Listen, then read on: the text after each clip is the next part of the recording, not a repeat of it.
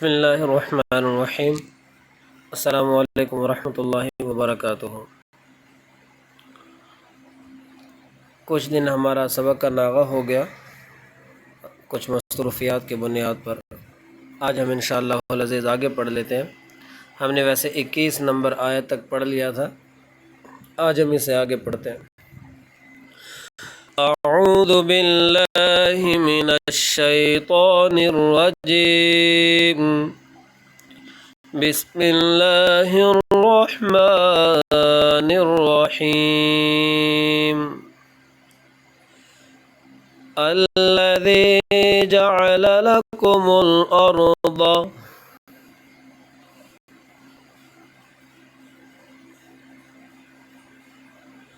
فراشا والسماء بناء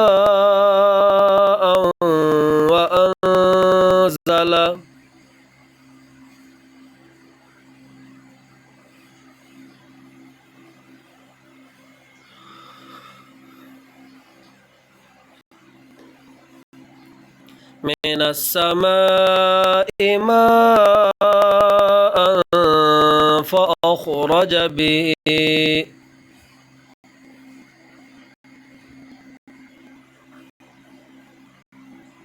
من الثمرات رزقا لكم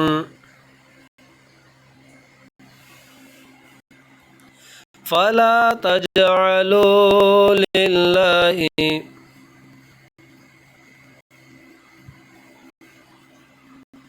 اندادا وانتم تعلمون۔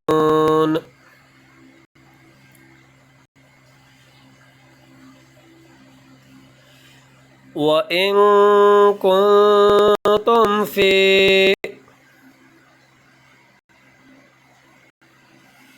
رَيْبٍ مِّمَّا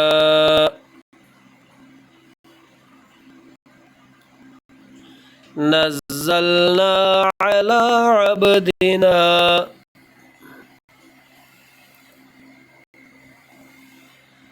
فَأْتُوا بِسُورَةٍ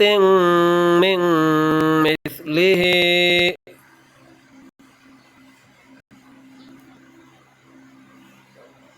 وَادْعُوا شُهَدَاءَكُم مِّن دُونِ اللَّهِ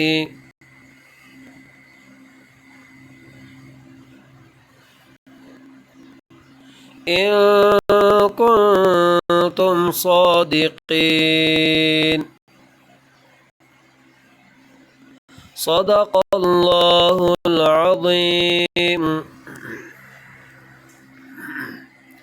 آج ہم انشاءاللہ العزیز آج کے قاعدے کے اندر یرملون کا ایک رول ہے، یرملون کا ایک قاعدہ ہے، اس کو بھی انشاءاللہ پڑھیں گے، اور اس کے ساتھ ساتھ جہاں سے ہماری آیت شروع ہو رہی ہے، یعنی کہ اس نمبر جہاں پہ لکھا ہوا ہے، تو یہاں پر آپ حضرات کو نظر آ رہا ہے کہ آیت کے اوپر ہی جہاں پر آیت نمبر دیا ہوا ہے 21 نمبر، تو اس کے اوپر لام الف لکھا ہوا۔ لام الف رموز اوقاف میں سے ایک رمز ہے، ایک اشارہ ہے۔ اس کا مطلب ہوتا ہے لا تقف۔ یہ کبھی تو آیت کے بیچ میں آ جاتا ہے، کبھی اس طرح اوپر آ جاتا ہے، تو آیت کے بیچ میں وہاں پر تو نہیں رکنا چاہیے، البتہ ملا کر ہی پڑھنا چاہیے، اور یہ جو آیت کے اوپر آ جاتا تو یہاں پر دونوں صورتیں جائز ہیں، ملا کر پڑھیں تب بھی صحیح، اور اگر یہاں پر وقف کریں تتقون کے اوپر تو وہاں پر بعد میں ہم الذی پڑھیں، یہ بھی صحیح ہے، دونوں طریقے سے پڑھا جا سکتا ہے۔ اگر ملا کر پڑھیں تو تتقون الذی پڑھیں گے، اور وقفن کے حالت میں پڑھیں گے تتقون، اس کے بعد الذی۔ اس کے بعد آج ہم ایک قاعدہ پڑھیں گے، اس قاعدے کا نام ہے یرملون۔ یرملون یہ قاعدہ کیا ہے، اس کو ذرا سمجھنے کی کوشش کریں۔ نون ساکن یعنی وہ نون کے جس کے اوپر جزم ہو، ایک وہ، اور اس کے اسی طرح اس کے ساتھ ساتھ ہے تنوین، 2 زبر 2 زیر اور 2 پیش، کہ جب بھی کبھی نون ساکن ہو اور 2 زبر 2 زیر اور 2 پیش میں سے کوئی بھی ایک سائن ہو، ان دونوں کے بعد جب بھی کبھی یرملون یا را میم لام واو نون، یہ 6 حروف کا مجموعہ ہے، یرملون یا را میم لام واو نون 6 حروف کا مجموعہ ہے کہ جب بھی کبھی نون سائلنٹ کے بعد یا پھر تنوین کے بعد ان میں سے کوئی بھی ایک لیٹر آ جائے، یعنی یا آ جائے، را آ جائے، میم آ جائے، لام آ جائے، واو یا نون آ جائے، یرملون، یہ لفظ دیکھیں یرملون، یہ انہی 6 حروف کا مجموعہ ہے۔ تو ان میں سے جب بھی کبھی ایک لیٹر آ جائے گا تو ان دونوں کو آپس میں ادغام کریں گے۔ ادغام کا مطلب کیا ہے؟ جیسے مثلا ہم نے پہلی سطر پڑھی، پہلی جہاں سے سبق ہمارا شروع ہوا، الذی جعل لکم الارض، آگے ہے فراشا، فراشا، اب یہاں پر شین کے اوپر تنوین ہے، 2 زبر ہے، اس کے بعد واو آ گئی، یہ واو یرملون میں سے ایک لیٹر ہے،